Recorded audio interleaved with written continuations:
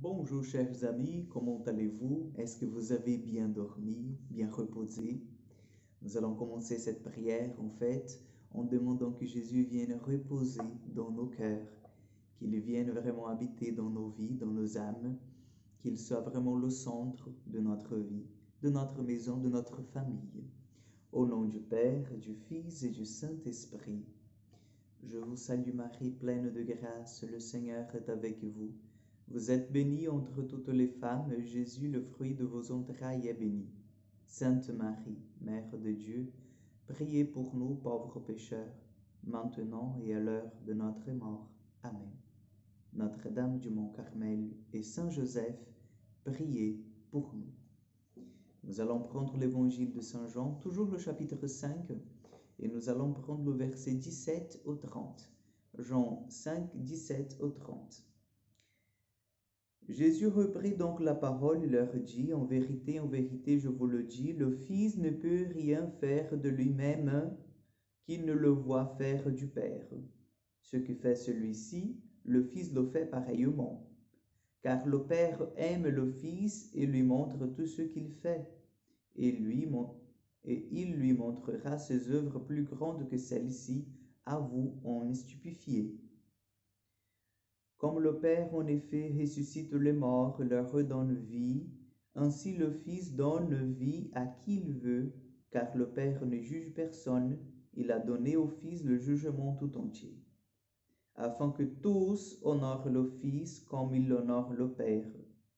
Qui n'honore pas le Fils n'honore pas le Père qui l'a envoyé. En vérité, je vous le dis, celui qui écoute ma parole et croit à celui qui m'a envoyé a la vie éternelle et ne vient pas en jugement, mais il est passé de la mort à la vie. En vérité, je vous le dis, l'heure vient et c'est maintenant où les morts entendront la voix du Fils de Dieu, et ceux qui l'auront entendu vivront, comme le Père en effet a la vie en lui-même. De même a-t-il donné au Fils d'avoir aussi la vie en lui-même. Et lui a donné pouvoir d'exercer le jugement, parce qu'il est le Fils d'homme. N'en soyez pas étonnés, car elle vient l'heure où tous ceux qui sont dans les tombeaux entendront sa voix, et sortiront ceux qui auront fait le bien pour une résurrection de vie, et ceux qui auront fait le mal pour une résurrection de jugement. Je ne puis rien de moi-même, je juge selon ce que j'entends, et mon jugement est juste, parce que je ne cherche pas ma volonté, mais la volonté de celui qui m'a envoyé. Acclamons la parole de Dieu.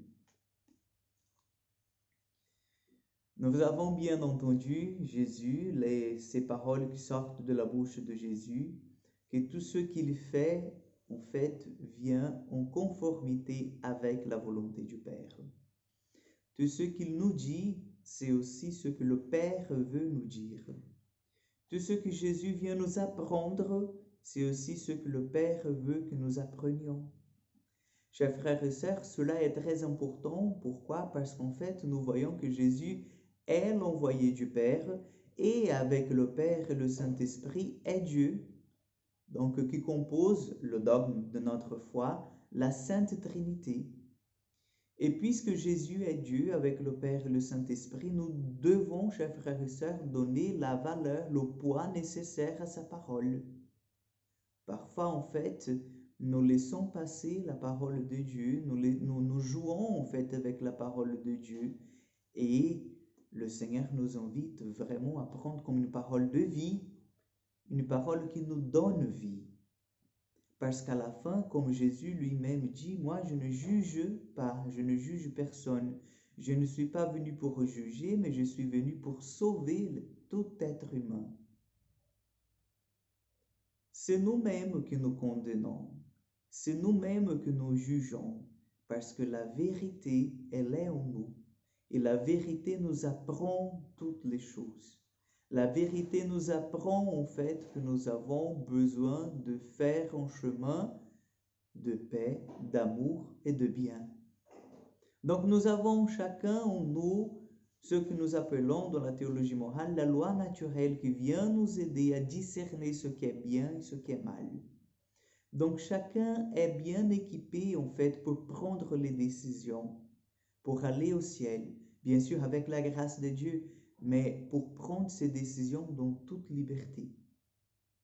Donc demandons aujourd'hui à l'Esprit Saint qu'il vienne nous aider, qu'il nous donne cette force, qu'il donne ce courage d'avancer dans la vérité en écoutant la parole de Dieu, la parole de vie.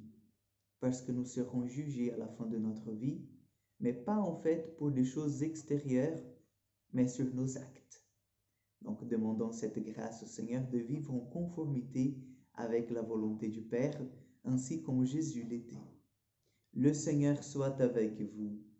Que Dieu Tout-Puissant vous bénisse et vous garde, le Père, le Fils et le Saint-Esprit. Amen. Que Dieu vous bénisse.